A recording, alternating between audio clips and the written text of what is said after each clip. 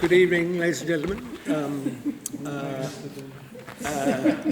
As you may have guessed, my name is Bim Mason, and I'm going to give a talk today and show some things. So I just firstly want to welcome you. Thanks for coming. I do appreciate it. This is about 6 months ago, Circomedia rang me up and said, could I do something for the 30th anniversary of Circomedia starting. So most of you may know that me and my partner, Helen Crocker, started Circomedia 30 years ago, about this time of year. So I won't start talking about that. It's another talk altogether. Anyway, so they asked me, and I said, well, I don't really do entertainment shows anymore, but what I could do is a talk about masks, because I've been doing masks for 45, making masks for about 45 years now. So it's been quite a journey, and so I thought that might be interesting, but we'll see.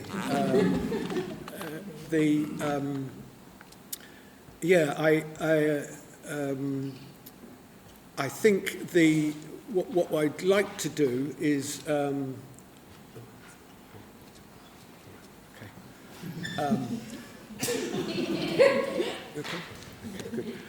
what I'll be aiming to do is to just go through that kind of artistic journey.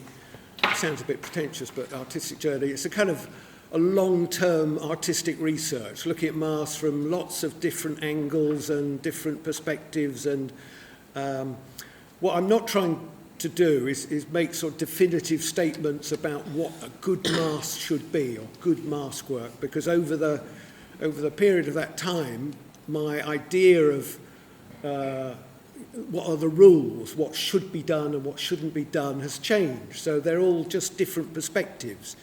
And so my perspective this evening will be, as good as anyone else's who has also done that kind of work. Not that there's that many people who have done that sort of work, because it's a niche area.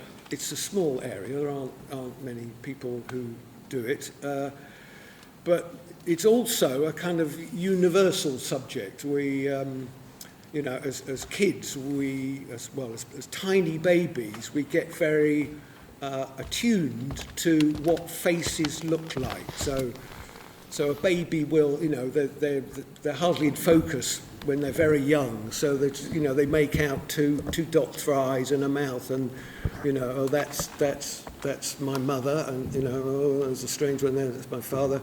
And they'll be familiar, and they're highly attuned, of course, to expression.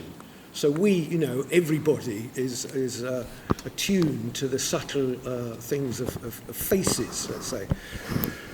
And of course, it's a popular medium. Of course, we get masks in carnival, in joke shops, in masked balls and festivals and things like that. So it's both niche and popular. And of course, it's very old. You go back to cave paintings and people dressing up as animals to be them. And of course through all early religions. Spirit worship and all those sorts of things. There's a whole history of people dressing up as the ancestors and becoming them and taking on that power. But I'll talk more about that in a minute. But it's important to say that a mask is also just an object. It's the most basic theatrical illusion. You have an object. You put it on, and we go, right, I will believe that you are that thing. You get into that thing. I've done things with my son when he was very little. You have the mask, And you know, you put it there and you go, oh, where have you gone? Where have you gone? You take it away and oh, you're back. Thank goodness. I've been back, you know. So sure, I traumatised him quite a lot at a very early stage. But yeah, you know, for him, I disappeared. I became someone else. So there's this kind of transformation.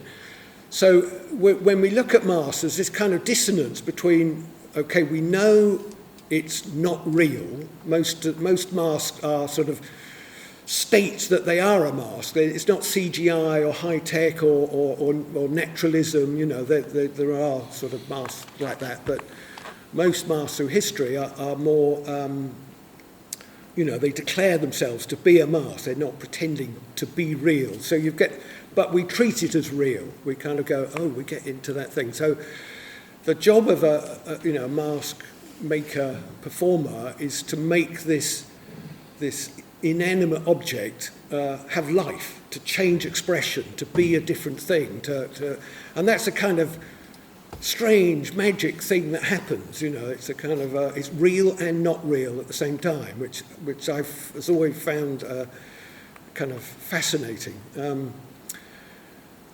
But it's not mystical. I mean, some people get into the mysticism of masks and the spirits of them and all those sort of things. But for me, they're solid objects. Let's just get one.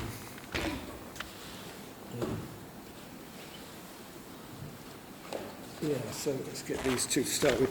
So you know, they're you know, it's a thing. It's an object. It's a tool. So they're not things to be put.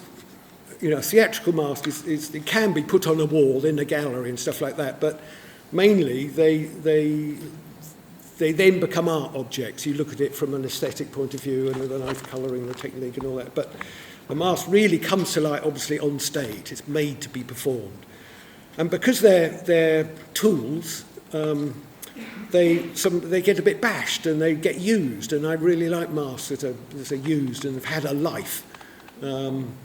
And a lot of masks, you know, they exist in the world. I find it strange sometimes doing mask workshops, and these masks that I've made years ago, and they're on other people. And for me, that mask has got a whole history of what show and what performers had it and how long.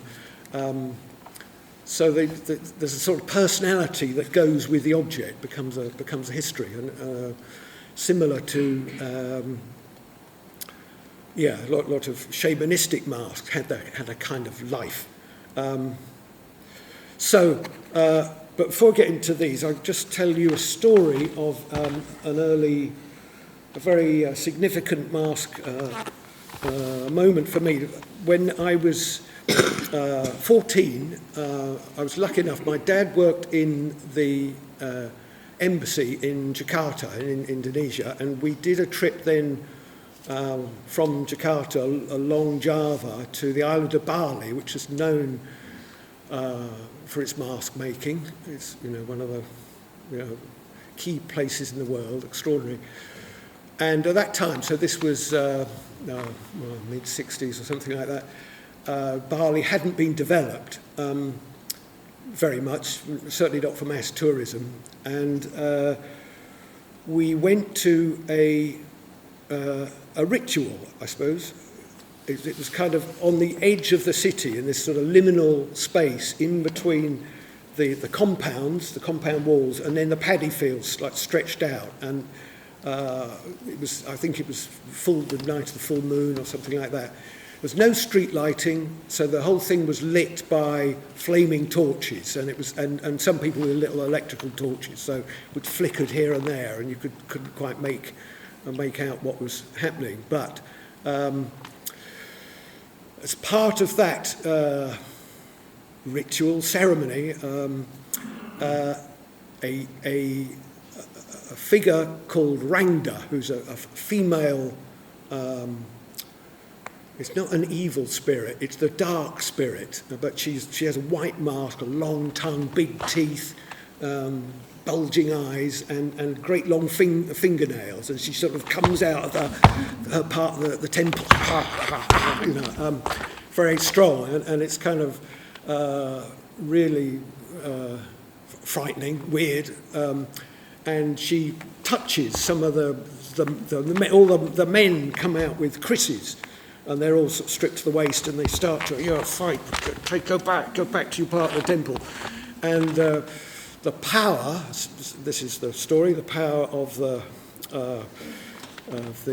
Rangda turns their swords against them, so they then start to pierce or thrust with and they're straining their muscles. They're in a trance state. They go into trance state, so they're kind of thrusting here and all the soft places, and straining until another figure, a kind of it's like a Chinese. It's called the barong. It's like a Chinese lion. So two figures, like a pantomime horse, but again with a fantastic mask, and that's a sort of positive light figure. So the barong touches them, and then they just collapse, and they come out of their trance, and they have to be calmed down. So this was incredibly exciting. I mean, it just like, as I mentioned, a 14-year-old from England in a white shirt and shorts, and what's going on? And then I went back to Bali about 12 years later, and the place had been developed a lot, but you could still find these little rituals. And again, I saw the same kind of ceremony happening. So this was it's like a street performance. There were commedia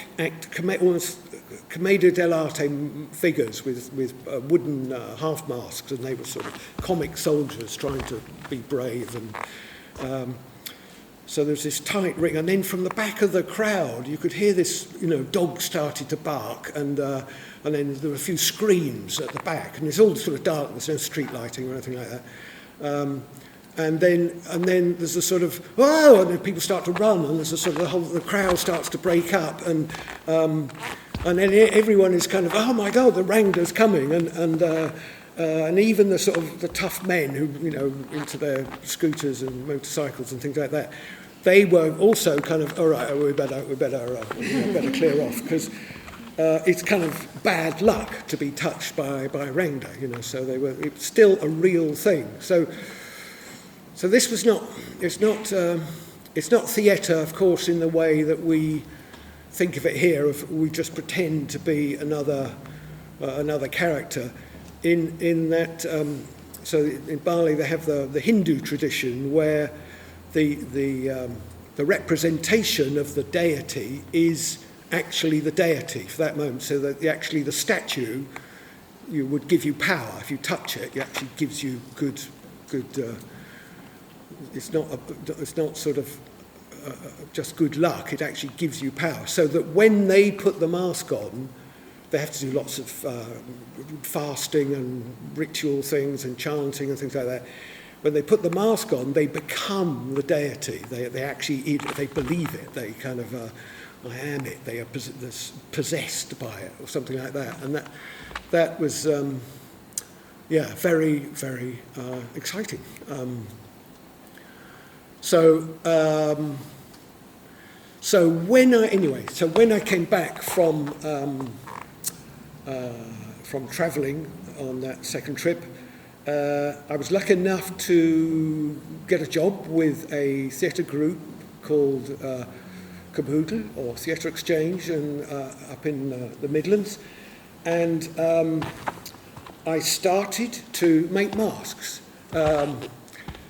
We were shown by, there were some student puppeteers there who are just going to talk about making a bit, because it's often the question that people ask about what are they made of. So they showed me this material called celastic, which was this kind of industrial material used for stiffening shoes, which essentially is plastic resin on a cloth, and you soak it in acetone, and then you lay it over your clay shape, and as the acetone dries out, it hardens a bit. It becomes a bit like fiberglass, but it's a bit more flexible. Not very flexible, but it's solid, and you can get a decent decent shape with it. So these are celastic masks. Anyway, they showed me that, and then I started to make. And so I'll show you some of just the early ones that. Oh dear. Sorry, excuse me. Switched itself off. Here we go. Yeah, good. So this was the early show we did, which was Dorothy's Progress. So it's based on The Wizard of Oz, and I was the lion. And so I sort of brought some elements of that sort of Balinese, so big headdress and fierce and kind of roaring away. So it's okay, but very flat. So what tends to happen when people make masks is they make it on a table, looking down, and they do the shape like that. So it becomes very a two-dimensional drawing. Whereas in theatre, of course, most of the time the mask is seen in profile, and this one hasn't really got any shape in profile. It only works sort of front on. So it wasn't not a very good mask. But you've got to start somewhere. And then I got inspired. I found a book by an Italian mask maker called Sartori. He made these leather masks, and so some of my early ones, was very commedia dell'arte, were based on his designs. So I think when you're starting something, it's very good to copy the masters and study what they do before you go off and do your own thing. So I'll just do these fairly quickly. So that one you can. We'll just whip through them. This one.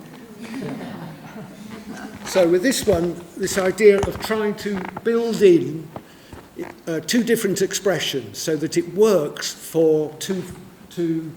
So it's the same shape, but the lines that you put in it work for the different shape of mouth. So obviously with a half mask, what you do with your mouth is very important, and you need to exaggerate it slightly. So you get the idea of it both smiles and also looks more confused as well.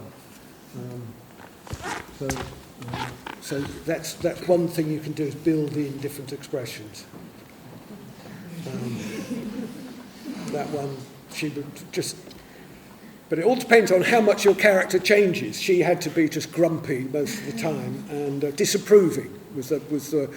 So yeah, with a theatre mask, what I would if I'm commissioned to make one, I have to say, well, what emotions does this character have to do? And it may be that they're very, very diverse emotions, or it's quite limited. So there's that one. Then there's another one here. So just working with asymmetry. So this is a drunk, obviously, and so just you're twisting and all that rather than being symmetrical. Some of them more ghoulish, and then finally come to this one, which was. So this was in the show we were doing here. This was an immigrant character.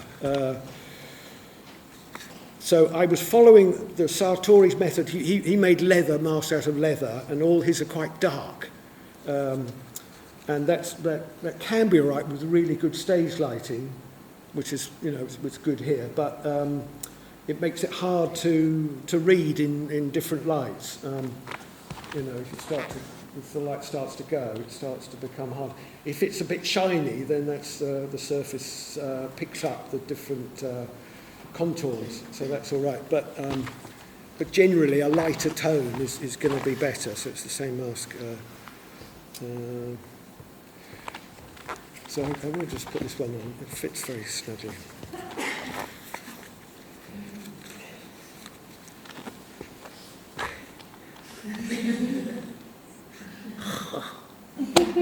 So you're here. Why are you here? I am from another country. I don't give a fuck. That's me, that's the Mars saying that. I would never swear on stage, so sorry. Okay, so those are the early masks.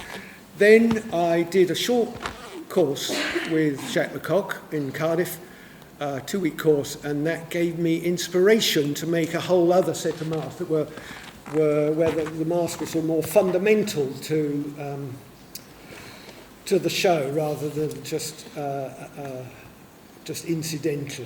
So we started to do. They're all sort of street theatre pieces. Oh, okay.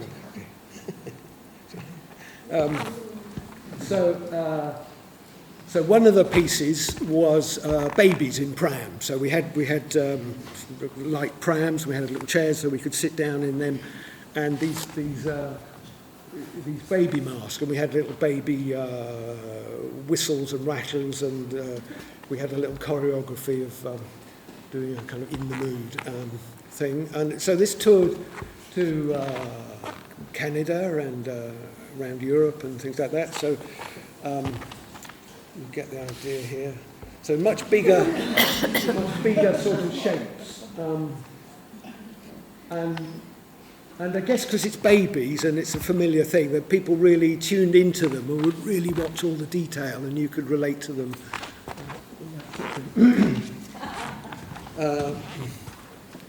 And then the second piece was this. These Morris dancers, these geriatric Morris dancers, who, they weren't very good at Morris dancing, and they would forget and again get tangled up and all that sort of thing. So it was again a comic piece, which embarrassingly, we went to there was the World Youth Olympics in Edmonton in Canada. Kind of youth Olympics, and we were the British representative. So all the other countries brought their Spanish dancing and their Mexican guitar playing, and they're from Indonesia and Eskimos and incredible, and Chinese, all different sorts. So it was amazing. And then, we would come on and start to do this sort of do it wrong, and then, people laugh, but it was not sort of, is this British culture? Is this the best we can do? So the other piece we had was this, the street theatre piece. So the babies had. It's the gang, so we had a sort of rocker,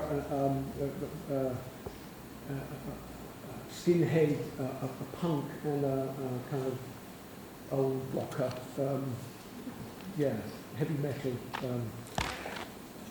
sort of person. And so that was a gang that sort of went round doing walkabouts, early walkabouts. So this thing of walkabout and masks together was something that I kind of thought, that really works. That sort of, I'll talk about that more further down there.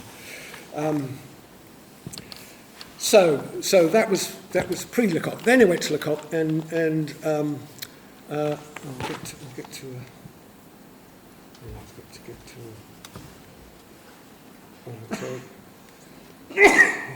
So I knew it would go wrong. There we go. Okay. So Lecoq. So Lecoq was known, kind of reinvented mask work in the 20th century, and some of the early masks, what he did was I went there thinking I'm going to learn mask making and mask use, but of course it was much bigger. It was all about movement and shape and all different styles. He was into styles and what's appropriate for each style. So one of the masks that he's known for is this. It's called the neutral mask, and some of you will know it very well. It's a teaching training tool, some of you first years will come across it fairly soon, probably. So his idea with the neutral person, the neutral mask, is that it's the part of, so in all of us, there's a sort of human being which is universal to everybody. So you try to get back to that without your own characteristics, without your own personalities, your moods, it's just that the human being does this, does that. So it's a kind of, universal figure. But he did divide it into male and female, and this is more like the female, but I took some male features, the version I did. And the idea with this, which I found fascinating, with a lot of the masks, they're scary because you conceal yourself. Some audiences go, "Oh, a mask, what's behind it?" And we have all these sort of scary clown masks and things like that, thinking of a villain behind it and all that. With these, it reveals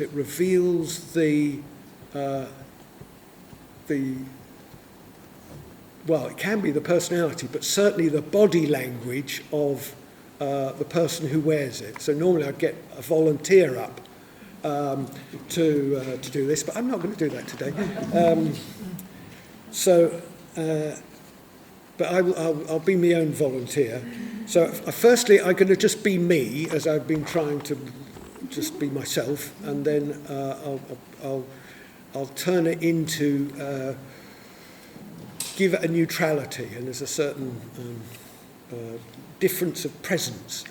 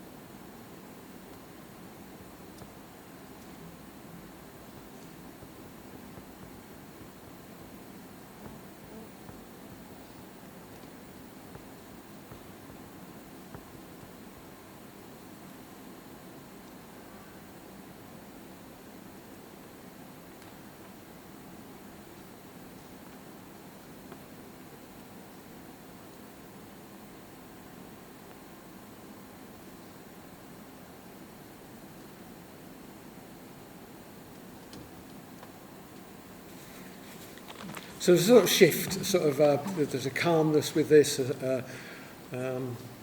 So you move a lot less than you normally would do. You think about the speed of the gesture coming up, you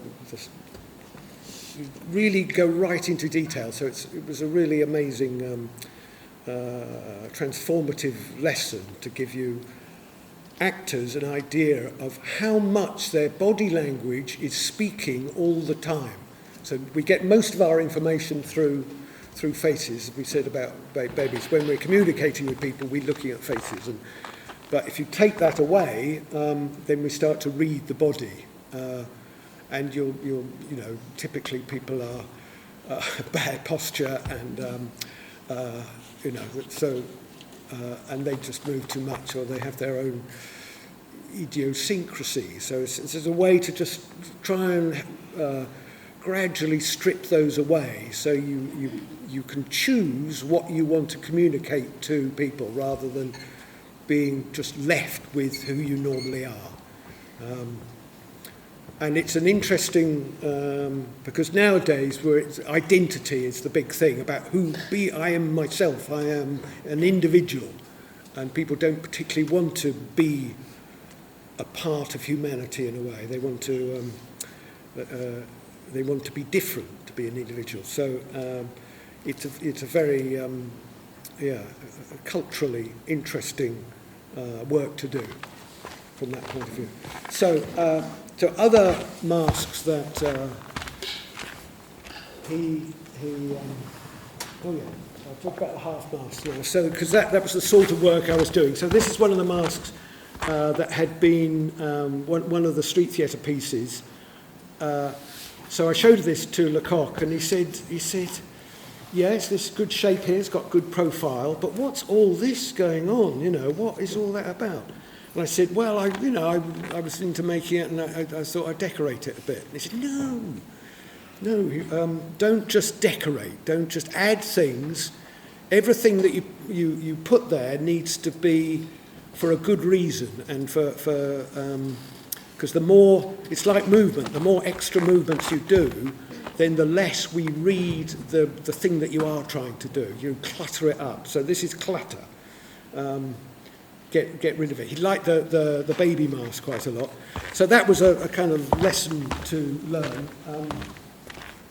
So one of the masks I made there was this one. So it's sort of similar to the ones I'd been making before, but I'd really thought about what was going on here. So with this one, it's kind of a balanced mask, and I've used this quite a lot. I've done a few solo shows with this. So you've got this convex nose, big nose coming down, and the cheeks are coming down, so there's a kind of weightiness to it, but there's also a kind of movement upwards. So the nose is balanced by this kind of concave shape on the forehead. It's slightly frowning, but also the eyes slightly opening as well. So it's both doing that and that. And the moustache emphasises the smiley effect, but the cheeks kind of pull it down. And on top of that, the round eyes make a kind of an ooh, so that it works well with that mouth expression. I will put this one on.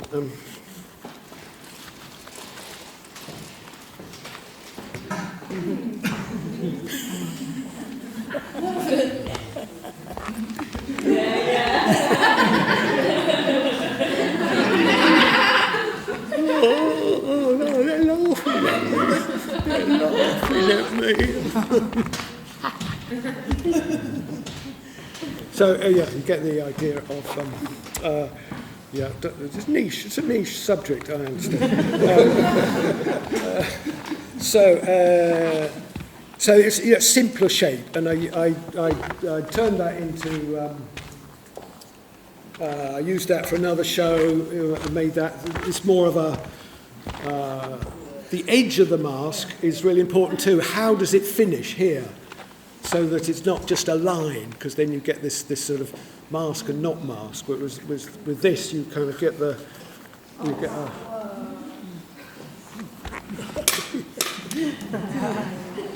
I had little round glasses as well, which would go with the shape of them. Yeah. Yeah.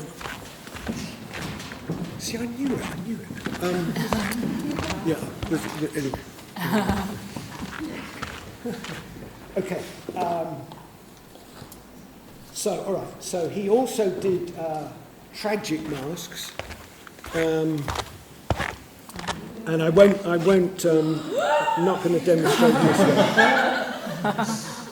So this was from my inspired by a piece I did about my travels, and I visited areas of famine in the Ethiopian famine in 1980, and this is sort of based, that haunting thing if you're travelling in the third world of beggars, people who are really right down at the bottom. And it was the idea of, it would kind of appeal, it would kind of...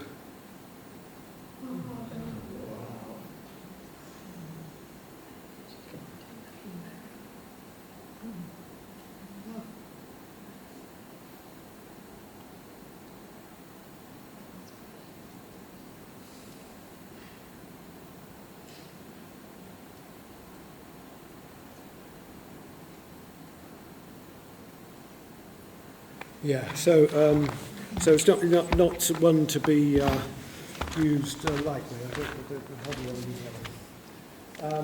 Okay, so the other style that he got into was the larval masks. They're called larval masks, or sometimes bal masks.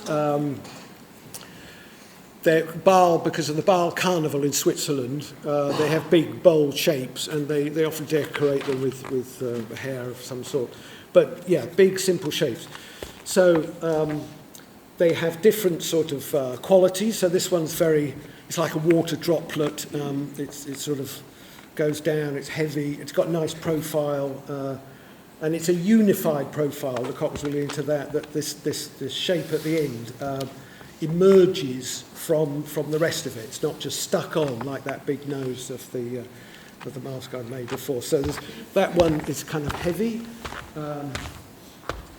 whereas this one, it's the same shape, but just the other way up, and that's a very tall one, and goes upwards like a balloon. It sort of pulls you up a bit, and is a bit sort of works with faster movements as well, whereas that's more sort of grounded. Yeah.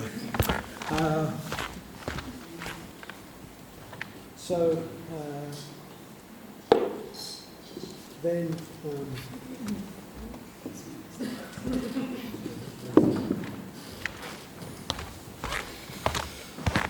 So these are similar styles. So they kind of have, the shape of it suggests a movement. So it can, so this nose can sort of thrust, but it's got this recoil. So it goes forward, ooh, and back.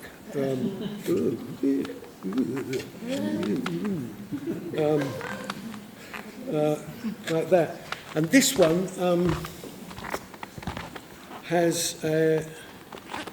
So it's got this hard triangle and this soft underside. So if it's got straight lines, it suggests strong, sharp movements, whereas this suggests a softness. So it kind of, and this has a sort of thrust. It thrusts that way. And then it rounds as it goes around like that. So Lecoq's really interesting how shape and movement really interact. So I made one here that works both ways. So it's both the down one like that, but also like that. And I noticed when we were using this that if I don't know whether you could see, but if I hold this down, the eyes start to look quite evil, quite sort of, it's frowning, it's sort of, whereas there it disappears and it's kind of soft. So this kind of line on a curved surface was quite exciting to me, and I thought, oh, well, you can actually build in then different expressions just by the angle that it makes. So I'll put that back. So coming back from Lecoq, I made a solo show, as you might do, which had two masks. One using the same effect, so it smiles when it's looking down. It's like this character was reading something, smiling at it, and then it was an interviewer. The scene was an interview, job interview, and this was the interviewer. Well, I'll put it on.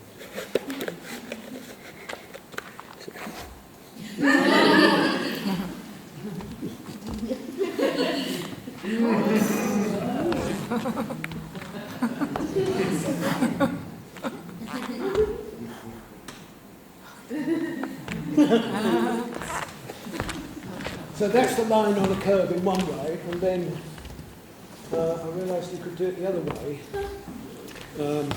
And I had, the opposite. So I will do it.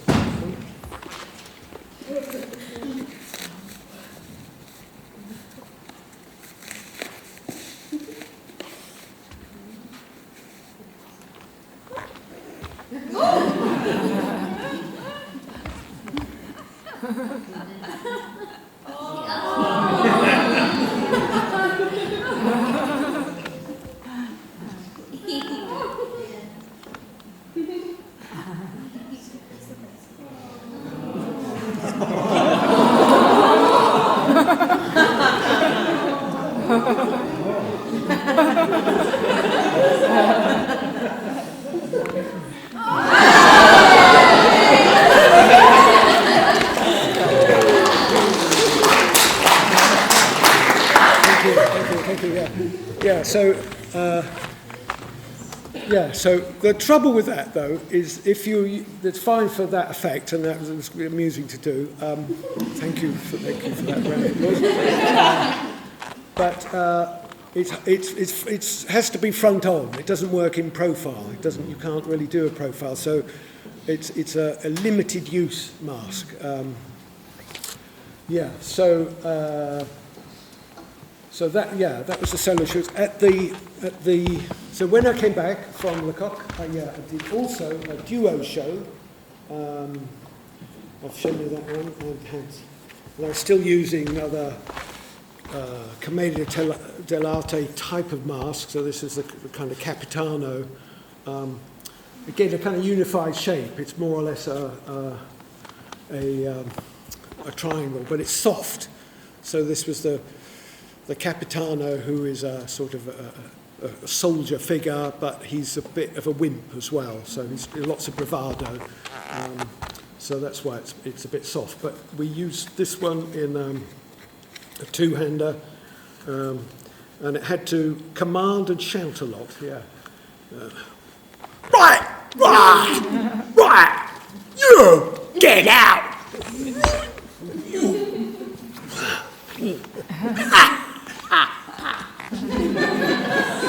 So the opening, a long mouth going with these long verticals here, so it's fitting with it as much as possible. Okay, now we're moving on. I think I've got some slides to show. So the other thing was found masks. So this idea of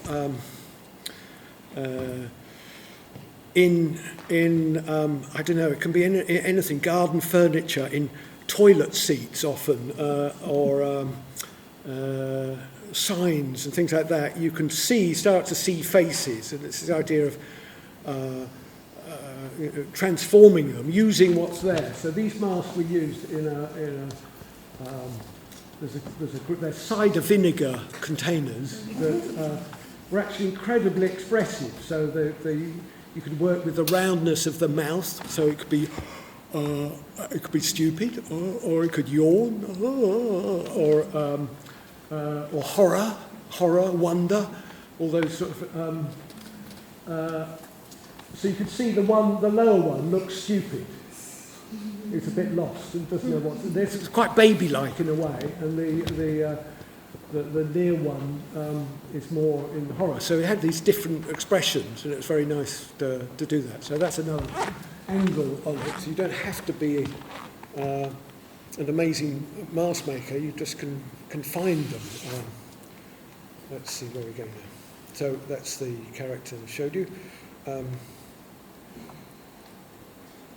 That's the duo show with Lucy Gora Barnes, and at about this time I was doing lots of commissions as well for just churning them out. This was for a Greek chorus at I think it was Oedipus at South Hill Park in Bracknell. So yeah, lots of them. But I'm starting to get a bit fed up with just churning them out. So,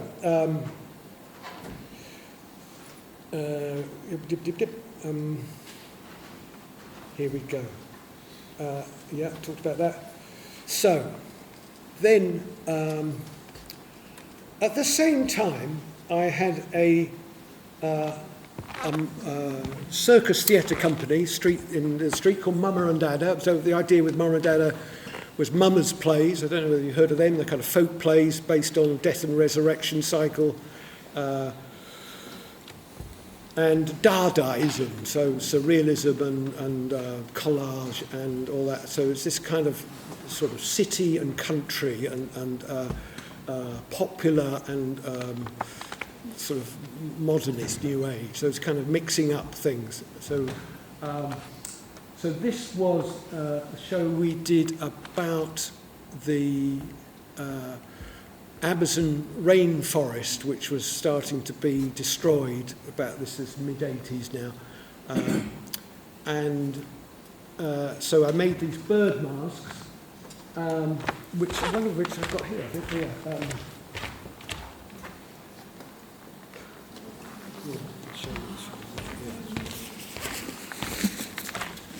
I'll just...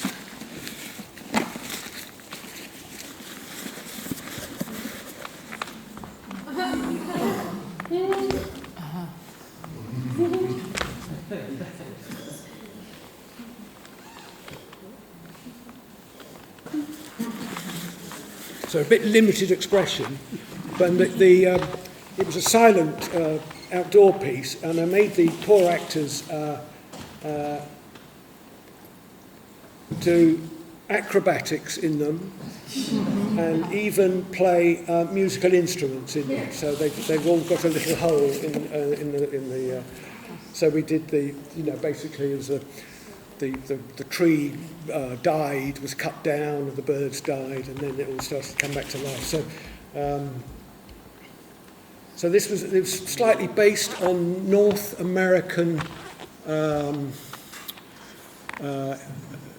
indigenous tribes masks, where they have a whole animal head and a human body, and they're sort of indicating through the rest of the costume what the bird is, feathers on the arms and things like that. But it was, and through that I started to get into surreal images of mixing up the human and the human and the animal. So in some of the shows we had, this is quite Dada. It would just come on, this kind of mixing of why is there a fish and what's she doing, and she could work it like a fish. So being a fish, but also being it's this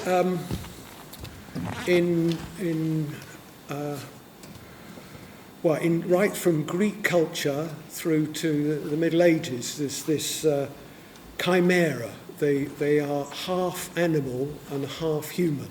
And so we can think of the Minotaur, the bull that is also human. But it happens in a lot of medieval illustrations. Animal and human. So I got into that. But also then we did other sort of Dada-esque things. So this was a cabaret piece, and it was sort of about sexual health, actually. So the teapot would get kind of excited, and the teacup would be sort of coy and sort of, come on.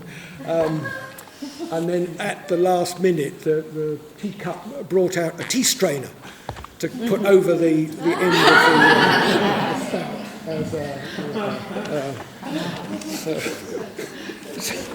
spout. And not only that, I had a hose in my mouth full of water, so that at the key moment I could. You'll get the idea. Surrealism. So then I followed that up with other surrealist shows.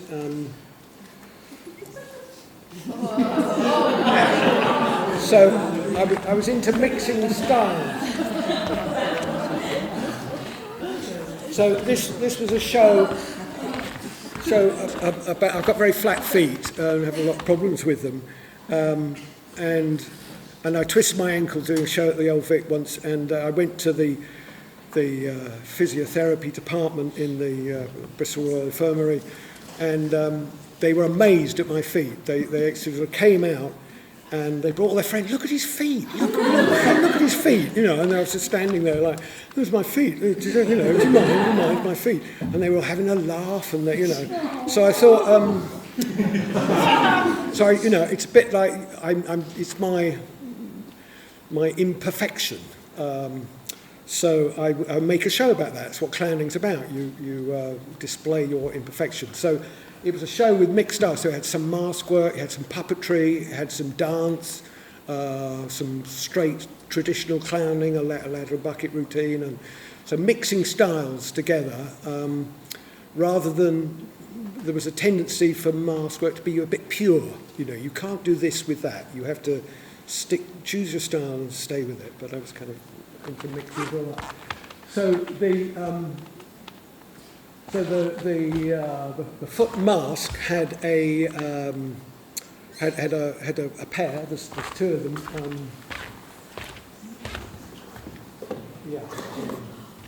And I'll put this one in. Right, okay. Right, you get the idea. So this one would have a puppet of my face in it, and I would puppet that, and then we'd have a conversation about who was right, who was left, and who was left behind, and all that sort of thing. Stupid thing, just about the idea of 2 feet, so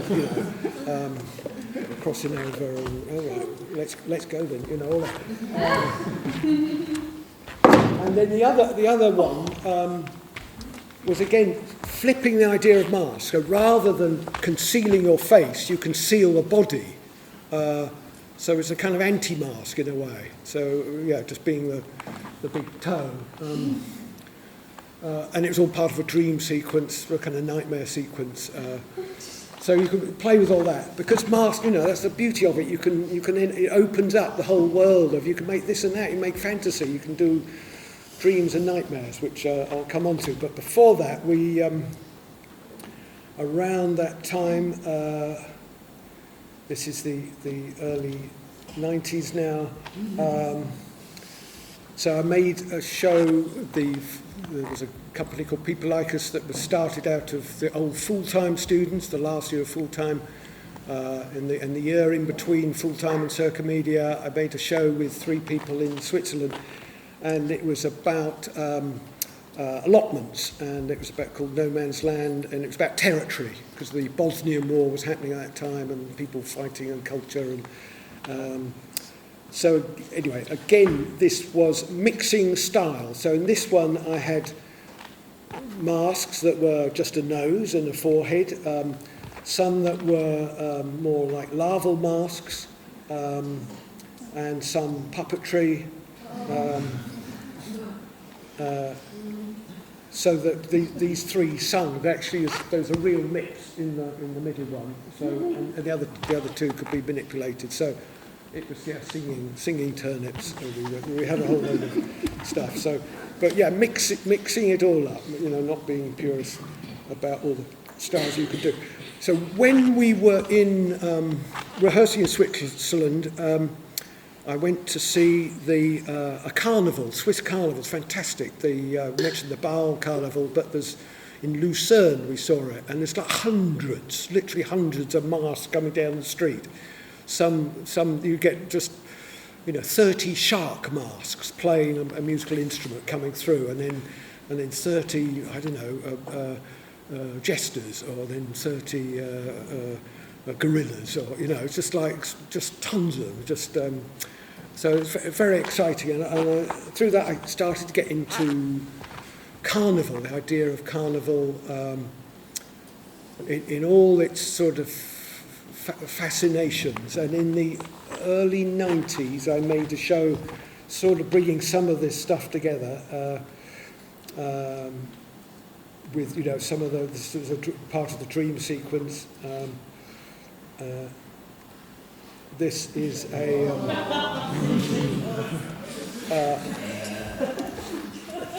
so yeah, it worked really well. He put the cow mask upside down, did a back bend, and then could walk in an awkward way, and it was just like, wow, what's going on there? It's this really like a chimera thing. It's really, really strange. There's 2 little automatic puppets down below, and then a sort of radio control thing, a little girl behind, and then there's a figure on short stilts with a huge mask behind. And also, as part of that show, we introduced these. So the big heads that toured for 5 or 6 years went to Hong Kong and Singapore and Montreal, Philadelphia, as well as around Europe, and so big success with those. So these, they were in the show, the Joy Society show I was just showing you the photos of, but it was a perfect street piece. We'd have them. So the idea with these was that I felt at the time a lot of street theatre was a bit anodyne, a bit sweet, and it's pretty butterflies and I don't know, fluffy animals, and I don't know, and people would sort of just pass it by. I'm not really interested in that. So the idea with the big heads was that it was. You would firstly you'd do a double take. Is that real? Is that what's going on there? But also they had these tongues that they had were extended out. They were flexible, and you could put water on the end of them, pour water down them, and flick water, and then sort of gradually come and lick people. Just like France, and then lick. It's kind of it's only water, but. And we'd as far as possible, we'd head for figures of authority. Let's just so that's us in Trafalgar Square. So yeah, this was at the Harbourside Festival, the police car, and they were sort of up for it, and you're just playing on the edge. Well, how far can we go? So these players started to play with the windscreen wipers and licking the car, and then putting the tongue inside, licking the policeman. And so there's a kind of edge there that's interesting. So there's actually something going on. There's actually real tension about how far you can push this. I'll just go back. But this had come from...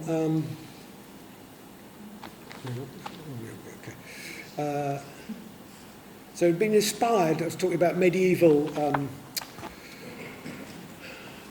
figures. So this is a carved figure that is on a reredos, which is a little flappy seat that they have in cathedrals, so that because the clergy were meant to stand during services, but they were quite old, some of them, so they'd have this little thing that they could. I'm standing, but I'm having a little rest as well.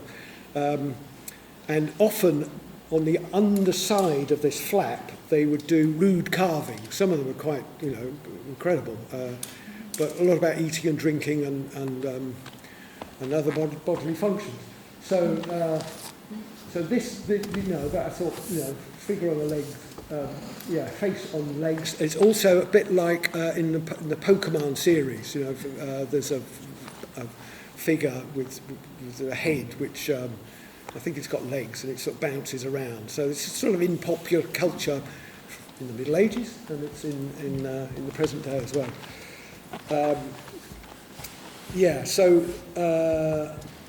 we kept going with these, and I made a lot of them for a festival up in Stockton, and then we did mass big heads. So it was a kind of it was successful. It was a big work, and we did it. The last one we did was at the opening of Cabot Circus here. Sort of trying to make fun of the consumer fest that was going on at the time.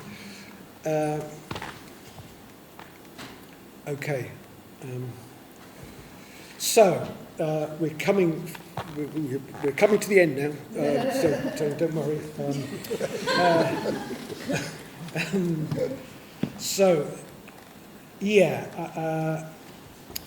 So with these heads, I'd moved into latex. I just talked about making again. They've stopped being, because you can't do, on that scale, you can't do Scholastic.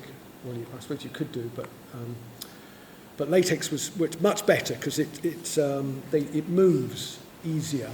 So the way I make them now is I make the shape in clay, I cast it in plaster, and then I put liquid latex on the inside of the bowl and then strengthen that with Hessian. So it's very low tech and very flexible, and it means that unlike with paper mache, it pops out. So if you think of doing the ears and things like that, if it's solid, you can't get the ears out. But if it's latex, they just pop out. So there's a bit of thing about how thick the latex is and how the temperature and all sorts of trial and error things. But yeah, latex is my preferred method now. I'd just say that we can have questions right at the end. If there's any questions, I forgot to mention that, but do ask questions if you want at any time. So then there was a pause while I'd followed the carnival idea and provocation, and then I did a PhD in provocation, and that made me think a lot about what I was doing, and I wanted my work after that to be less about popular entertainment and fantasy and the joy and colour, and I sort of partly it was the reality of things that were happening. So the Brexit happened, then Boris Johnson got elected after that, and things were. So I was angry about all that, and I thought, well, this light entertainment is not really. I haven't got the passion for it anymore. So I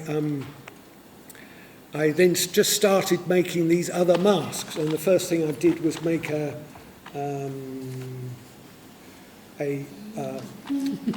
Christmas card, actually, for just after Boris Johnson got elected, and it's the idea of, he's got his little red bus, I don't remember that, but he'd broken the idea that with Brexit he was going to break the union, and the Union Jack was smashed and all that. So that was the first one I made, and then Greta Thunberg was coming to Bristol, and I wanted to do something for that, so I did Donald Trump as a counter-protest. It's the school strikes and stuff like that. So I started to do that, and that went quite well. And then there was the G7. So it was down in Cornwall in St Ives, and we did a lot of things down there. But one of the things we did was right at the end, we got the 7 leaders. Oh, it was only 6 because the one who was playing the Italian Prime Minister got lost. But we sort of just backed into the water, and it made us look as though the water was coming up, and the newspapers went crazy. So this was an image that was crazy good, that is, not crazy bad. So it was on the front page of the Guardian and Le Monde, and it was in Germany, and so yeah, it sort of spread around the world. So it's partly the research. My tutor, Baz Kershaw, had written a book about efficacy. So it's the idea of having an effect on the world, and its efficacy is something that Lecoq used to talk about. Having with a minimum amount of effort, you have the maximum amount of effect on people. So wanting, and of course I wanted political effect, change, people to change their mind. So it's only very slight, but sometimes the images you make can be can register with people. And I kind of wanted, so even if you're making fun of political figures, that is, even though that's not necessarily a great statement, you are still undermining their authority. You're making them into figures of fun. So there does seem value in doing that.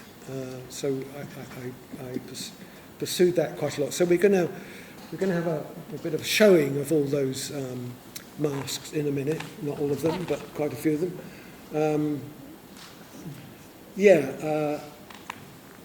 So, and it's a lot about context as well with these masks. So,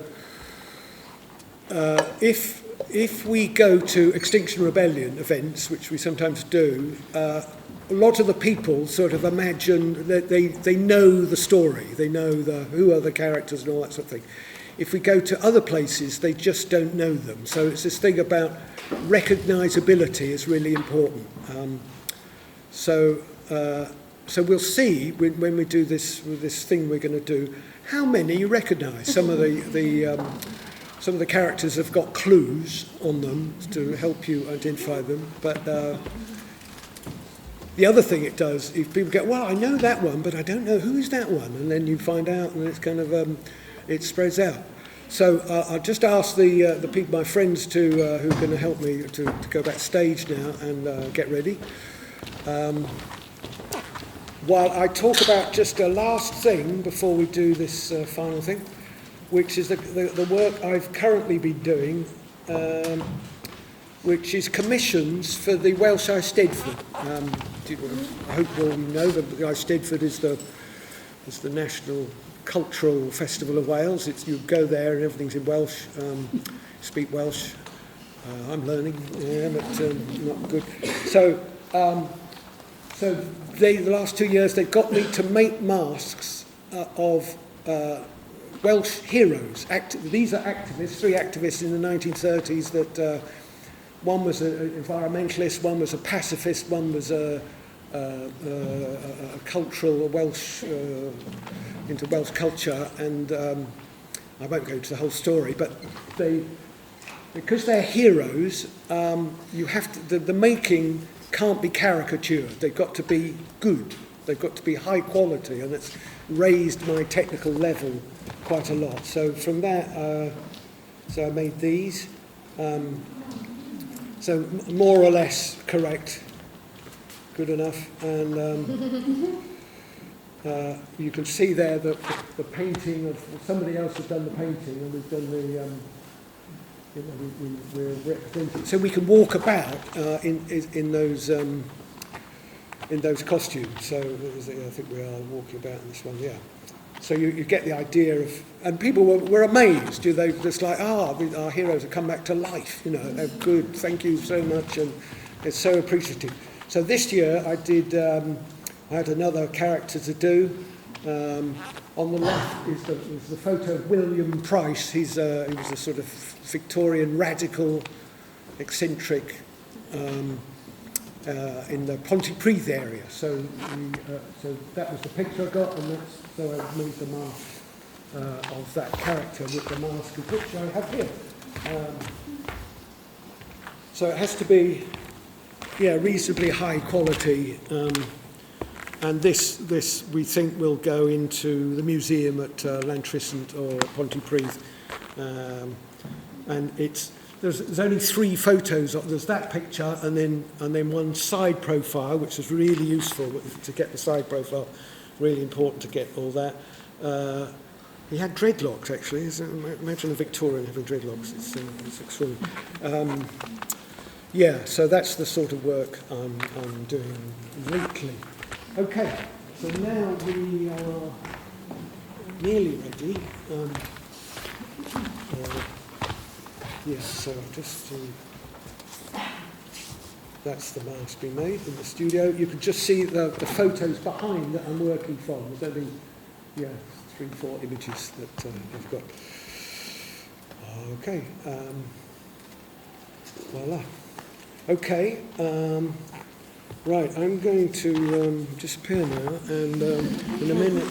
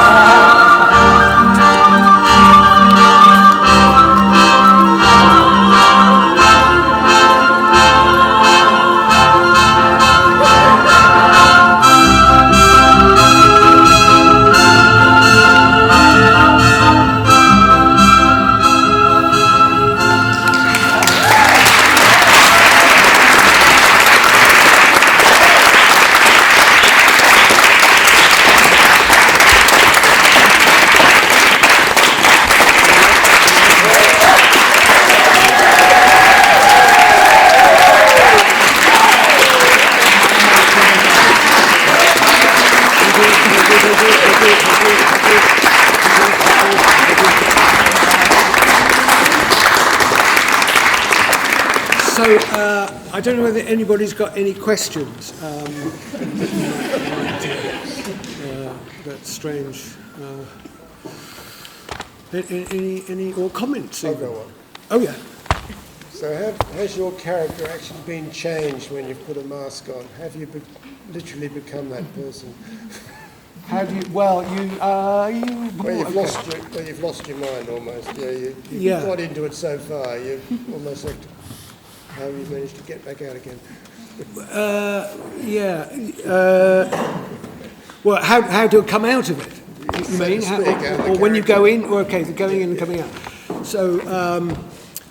So you have to summon up the spirit of Boris Johnson, and then so you look at body language, of course, with him. You know, he has this sort of rugby sort of.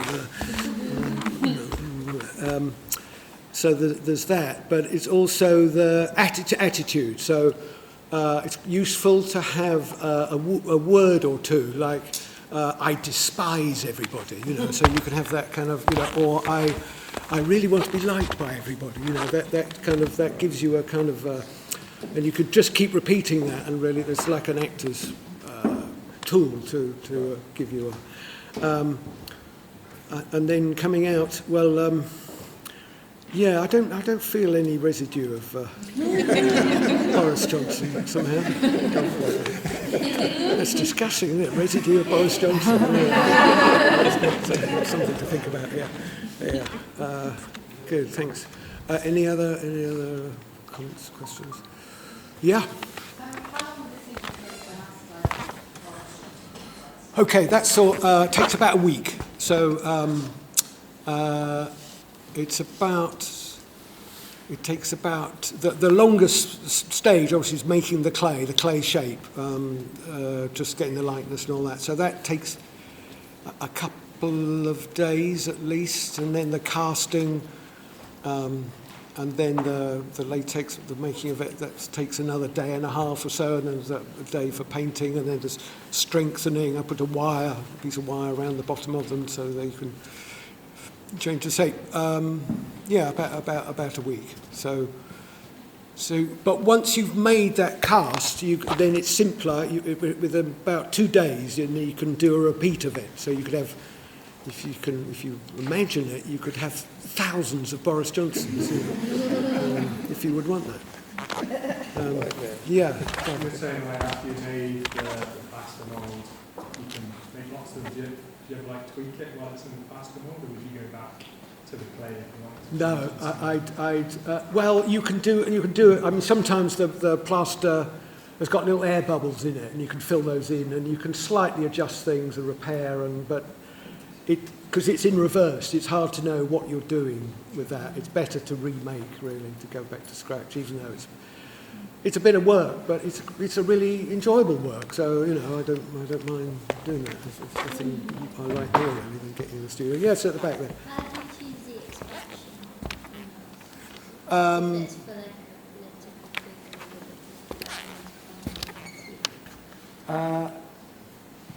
Well, with these political figures, it's I'll look at. I go on the internet, Google Images, and look at the character, and I'll look for photos that are very characteristic of them, and then particularly ones that are that show a hint of their what I think their attitude is. So there's a sort of disdain, for example, or just hate. With one of the masks, I won't go into that now, but. Or sort of self, I'm fantastic, there might be that with Kim Jong-un, it's just like, I'm great. And with Xi Jinping, it's kind of, it's neutral, it's a blank, I am in command, I won't give anything away, poker faced, and then you just go with that. So usually one thing with these masks, they're not, we don't get the mask to, unlike these other masks, it's not a changing expression thing, because it's often in street, and we're looking where we're going. You can't do the precision that you could do on a stage. Not that we did precision on the stage. Yeah. Yes. One of the nice things with the political ones is you vary the sizes of the head. Oh, right. Yeah. You have a standard head, most of our heads are roughly the same size, but you had some big ones and some. What guides that? Because I, as the audience, saw it, look at it as correct, but what guides it from your perspective? Well, there's a slight. Some of the early ones are bigger, and they gradually they got tighter and tighter. So Nigel Farage, I don't know whether you notice, is quite tight to the. There's a slight problem with that because actors have different skull shapes and all that sort of thing. But I've been gradually reducing the size so that it's slightly less cartoonish. Actually, there's something about that. The big head makes them a bit babyish as well, you know, because the babies have big heads proportionate to their bodies and things like that. So, yeah, interesting. Yes, you were on. When you brought the stage figures, for example, to street performance, how did you find those dialogues when you're playing such a well-known figure that people know? How did you find the dialogue with the public? Was that tricky because they're asking you questions about things that are very specific? Yeah. So I think that's a good question. Normally with this is a trick I learnt off the Natural Theatre Company in Bath, that they say just go out, you know, in your costume and let the audience give you your material. You know, they start to say things to you, so then you can start to play with that. And but of course it varies enormously from place to place. There's some people. So with Boris Johnson, I was surprised that so many people went, "Oh, Boris, great! Oh, can I have a selfie with you? Yeah, my mate, Boris, great, good on," you know. So then I would whisper to them things, you know, because while we're posing or whatever, you know, I'd say, I'd start to say sexist things, or I would, but quite, you know, to sort of be a bit out of order, you know. Or just start slagging everybody off, you know. You're a worker, you're kind of, you know, just start slag people off, which is quite nice. So not being the cuddly. They sometimes want you to be. Now it's the same thing with Farage, you know. Surprisingly, people are going, "Yeah, Farage," you know, and you don't quite. Are they making fun, or they? But he's a sort of popular figure in the way Boris Johnson was, because he's sort of well known, and people like it that he, you know, he doesn't care really what he says. You know, he's got that. But basically let the audience give you the material and feed off that and adapt. You know, just be always open. You know, how's this? There's something I forgot to mention early on. We were at a festival, the Green Man Festival recently, and there was a little kid was having this sort of dissonance about are you real or not real? And just like to reassure themselves, they say, "You're not real, you're not real." And having to say that to themselves, because they kind of just go, okay, you're not frightening, you're just somebody in a mask, you're having to. So we, you know, just played with that a bit. You know, just there was another incident at that festival with the Royals. We have a red carpet that we roll out. But there's two lengths of red carpet, so that the Royals walk down the red carpet, and then we have to get the carpet from the back to go put in front of them. So we get members of the audience to do that, and so that it's ready for them to walk forward. And at the end of that walkabout, the little kids just went crazy and just made it into a game. They loved it. You know, we'd say, "Look, there's a gap. You know, it's got ruckle. It's got bits of grass on it. Oh, it's got." And they'd all start running around, and they, "All right, ready for the next one, you know." And it's just like this group of 10 kids that were just having the best game ever. You know, just for the. And we, you know, with the Royals, we do things like we get some of the audience to kneel down. On all fours, and then the King and Queen sit on them, and then we sing the national anthem to get people to do that while the person is sitting there, you know. So and we get people to, you know, kiss the shoe, lick the shoes. It's just like, how far can you push this, or it's making it ridiculous, the sort of subservience, you know, it's taking it, that's with Carnival, you take things to the extreme and then it becomes funny, of course. So, but it's a comment on how, you know, people do, they will bow, they will curtsy, they will do, you know, even though it's sort of both reinforcing and undermining the subservience to the crown. Yeah, Richard. Just a point really, I was just interested, this scale, you know, the larger stuff, how that's fun and caricature. But I had the most visceral reactions to the Lee Anderson, Right. Nigel Farage, Right.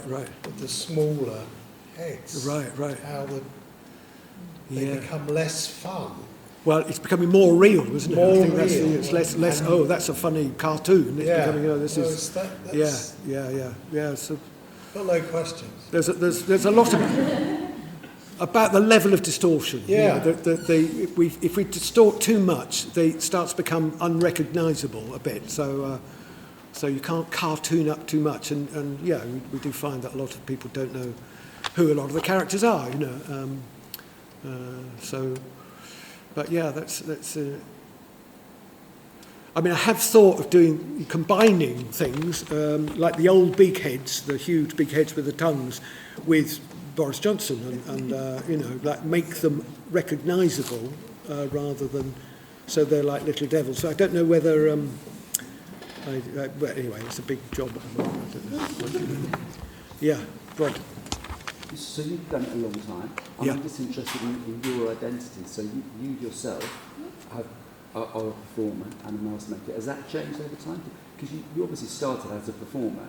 Yeah. And you still do some of these shows, obviously yourself. But so, in your own mind, are you now more of a maker as you do, or are you still both? I think I'm more of a maker now. It's just because the performing is just getting my bad flat feet.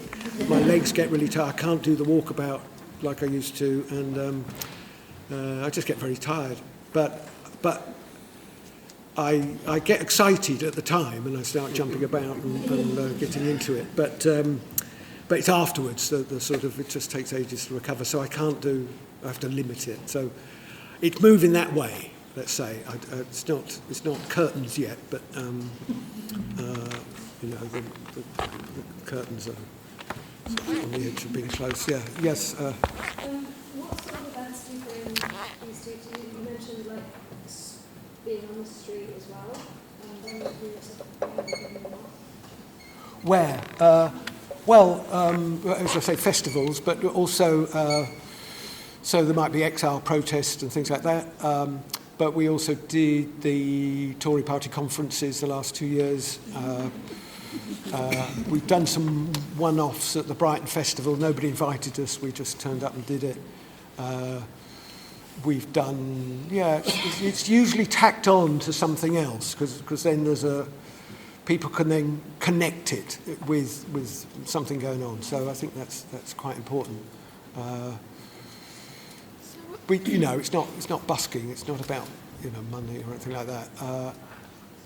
And finance is obviously a bit of an issue because it takes a long time. The materials don't cost that much, but they do cost something, and there's costumes and all that sort of thing. Yeah, Harley, you've got you've obviously got a lot of masks. Yeah. But do you ever get rid of any of the masks? And if so, how do you know when's the right time to let them go?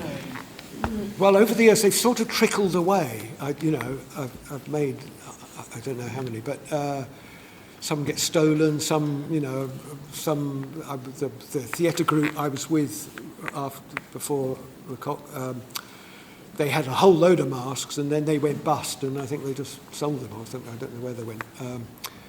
We got 2 stolen at Glastonbury. And then some are in the back of the loft, you know, they're just in the dark, you know. When you know, they're no longer a recognisable, you know, Angela Merkel, you know, is now in the corner of the loft, you know, so, But then they come back, so you've got to keep them. You know, Trump had gone, and then he came back, gone again. Yeah, Hannah. Have you ever, when masked, confronted the character that you're playing in reality? Not quite. Not almost. At the Tory Party conference last year, Michael Gove walked past. But he was just, he likes to brave it out. So he'll go, oh yeah, but I know they're aware of them. So, outside the conference, people were coming up saying, oh yeah, she's not, so she's fatter than that. Who was that? What's his name? Therese Coffey, yeah. So I think there's a sort of, have you had a mask done of you yet? It's a kind of, they want it because it signifies that they're in the, their image is going around. They've made it, Yeah. Can you say something about the more political you've got than that? I mean, this is my assumption or experience, but anything you'd like to add or speak to about the more political you get, the more less likely you are to be commercially viable. Oh, right. That's certainly true. So there's only 2 festivals we go to. There might be more that would pay us. Most festivals wouldn't touch the political work with a barge pole. They might take the Royals, perhaps, but that's because that's sort of cheeky. It's not, and it's not partisan. It's the royal families. They're not one side or the other. And I think if you really, for me, if I really want to do the work I want to do, I have to sort of let go of earning a living from it. I think for some performers, you'll get more joy out of it if you let go of that commercial thing, because otherwise you get steered into, you can't do that, and you end up not doing the work you feel passionate about. I mean, I have a rather low tolerance threshold with that. I kind of, if I'm not into the situation, I tend to get grumpy, basically, and doesn't make for good work. So, so I think it's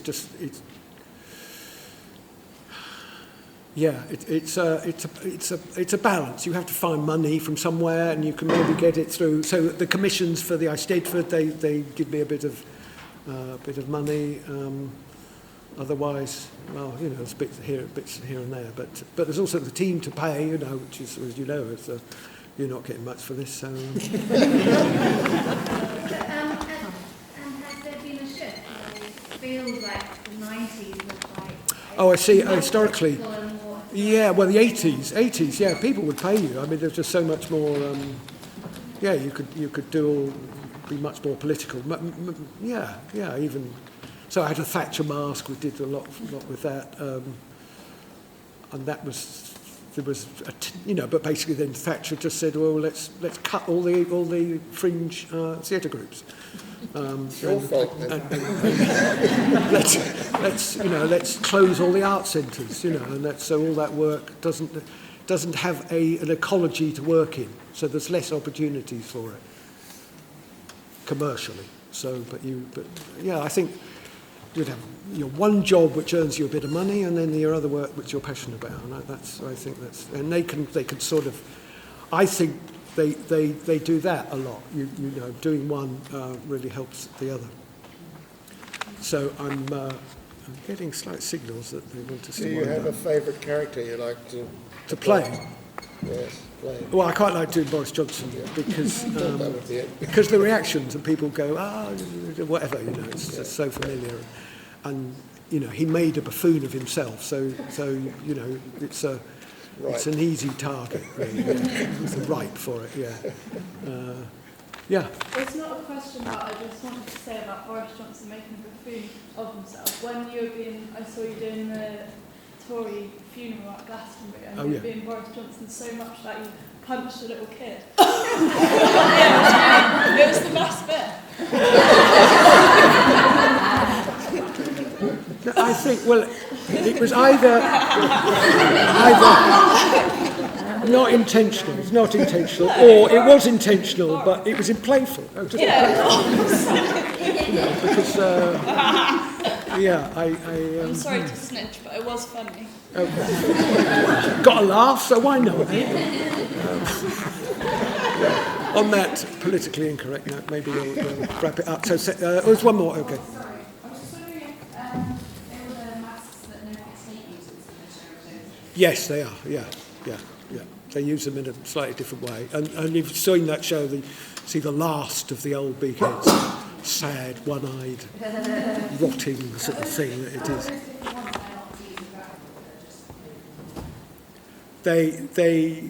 They're made from, they're replicas. They're not actually these, they're replicas out of the different mould.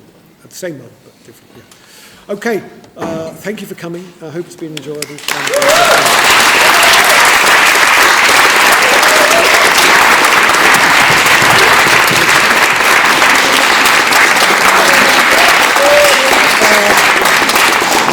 I should just do the advert. I suppose that you could follow me on Instagram. It's BigHeadBim, or the website is bimmason.com. It's pretty simple. But Instagram is where I post stuff anyway, new ones. Okay. All right. Thank you.